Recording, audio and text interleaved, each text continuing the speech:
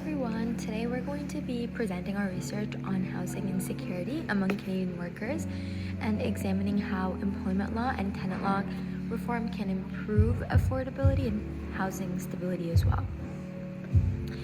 So housing affordability has become one of the most discussed social and economic issues in Canada.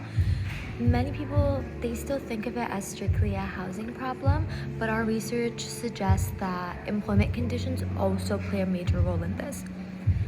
Many Canadians are working, but they still struggle to afford stable housing due to many factors such as rising costs, insecure employment, and also limitations in existing legal protections.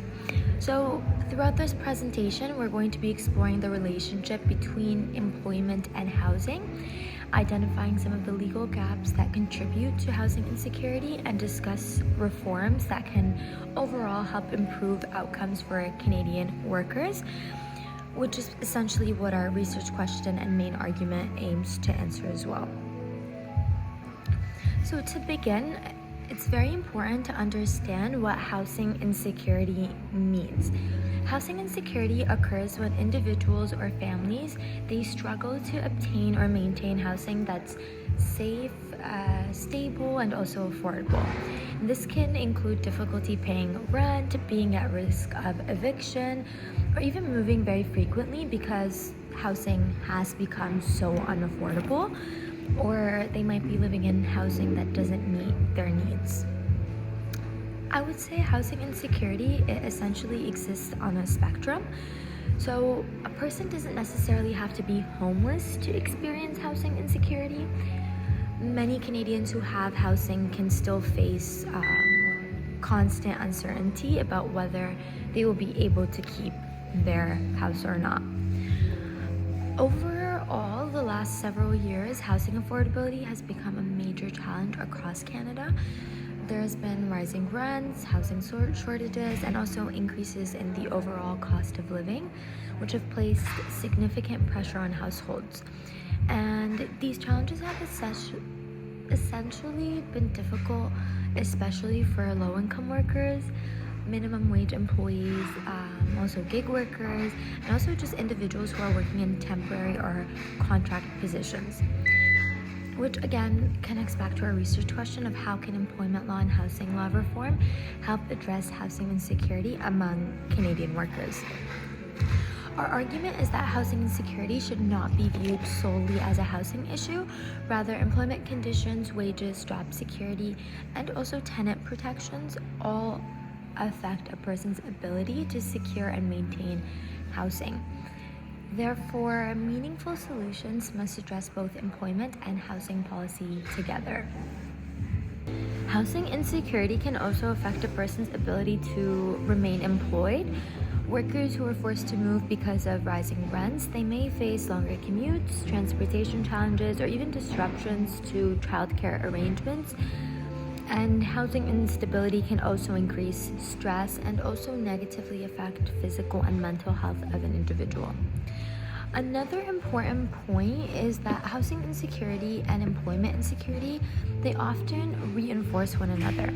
So if a worker loses hours, they lose a job or experiences unstable income, paying rent also becomes more difficult. And at the same time, unstable housing can make it harder to maintain employment. And because of this relation, our research suggests that coordinated legal reform is necessary, and addressing housing without addressing employment conditions leaves part of the problem essentially unresolved. A major factor contributing to housing insecurity is the growing gap between housing costs and wages. So we see this trend of rent rising faster than wages across many Canadian cities. Rent prices have increased at a much faster rate than wages, and while workers may receive occasional raises or minimum wage increases, those increases often fail to keep pace with the cost of housing. And this means that many households are spending a larger percentage of their income on housing than in previous years. As housing consumes more of a worker's income, fewer resources remain available also for other necessities. We also have things like low vacancy rates that have added to this challenge. And in many urban areas, rental units are limited, increasing competition among renters. So, when demand starts to exceed supply, renters have fewer affordable options available to them. Um, Income volatility also plays a huge role. We have workers in gig, contract, and part time employment who often do not earn a predictable income each month. And these fluctuating hours and inconsistent earnings make it difficult to budget and plan for housing expenses. So, the consequences of these affordability pressures extend beyond housing itself. Financial stress can also affect mental health, family stability, workplace performance. So, research increasingly suggests that housing affordability has become a long term structural issue rather than just a temporary problem. Proposed legal reforms. Our research identified several legal reforms that could help address housing insecurity among Canadian workers. The first recommendation is strengthening wage protections. Raising wage floors and improving minimum wage policies could help ensure that earnings better reflect the actual cost of living. So a second recommendation is improving protections for gig workers and other precarious workers. These workers often face income volatility and limited legal protections. Expanding access to employment rights could improve financial stability.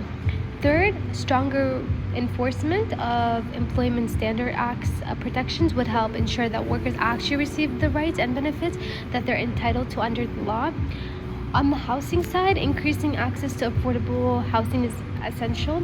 This could involve expanding affordable houses programs, increasing housing supply, and supporting non-market housing initiatives. And finally, strengthening tenant safeguards could help reduce unfair displacement and provide greater stability for renters. Together, these reforms would address both income insecurity and housing insecurity rather than just focusing on only one side of the issue. Ontario tenant protections and gaps. So Ontario's Residential Tenancy Act provides several important legal protections for tenants. These protections include limits on annual rent increase, requirements for notice before eviction, and why reform matters. So legal reform matters because the benefits extend far beyond individual workers. First, stronger employment and housing protections can reduce housing insecurities and decrease the likelihood of homelessness and or also forced displacement. Second, housing stability contributes to greater economic stability. Families with predictable housing costs are better able to budget, save money, and plan for the future. Third, stable housing supports workforce productivity. Workers who have secure housings are generally better positioned to attend work consistently and also focus on their responsibilities and remain employed over the long term. And there's also broader community benefits, so that those are reducing housing insecurities, can lower demand on shelters, emergency services, and social assistance programs. It can also contribute to healthier and more connected communities. So ultimately, investing in stronger worker protections and housing policy benefits not only individuals but also society as a whole. So in conclusion, housing insecurity is a growing issue affecting many Canadian workers. Our research shows that rising housing costs, wage stagnation, precarious employment, and limitations in existing legal protections all contribute to housing insecurity. Low-income and precarious workers often experience the greatest challenges because they face both housing affordability and pressures and employment instability. While tenant protections provide important safeguards, housing insecurities can't be fully addressed through the housing policy alone. Employment law reforms that improve wages, strengthens worker protections, and increase income stability must also be part of the solution. So the key takeaway from our research is that housing insecurity is not just a housing issue, it's also an employment issue. So addressing both areas through coordinated legal reforms offers the greatest opportunity to to overall improve affordability, housing stability, and overall the quality of the life for Canadian workers. We appreciate you for listening, and thank you. And we'd be happy to answer any questions anyone has. Feel free to reach out to us. Ontario Tenant Protections and Gaps. Ontario's Residential Tenancies Act provides several important legal protections for tenants. These protections include limits on most annual recent rent increases, requirements for notice before eviction, and procedures that landlords must follow through the landlord and tenant fraud. There are also rules intended to prevent bad faith evictions in certain circumstances. These protections play an important role in promoting housing stability. However, they do not completely eliminate housing insecurity. One limitation is that legal protections can't solve affordability problems on their own. So a worker must have legal rights as a tenant but still struggle to pay rent because wages are too low or employment is unstable. Another challenge is enforcement. So some tenants may not be aware of their rights, while others may have the resources necessary to pursue legal remedies.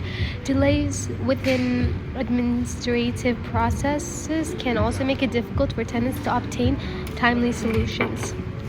As a result, there remains a gap between legal protections that exist on paper and the realities faced by many low-income workers. This is one reason why broader reform is necessary.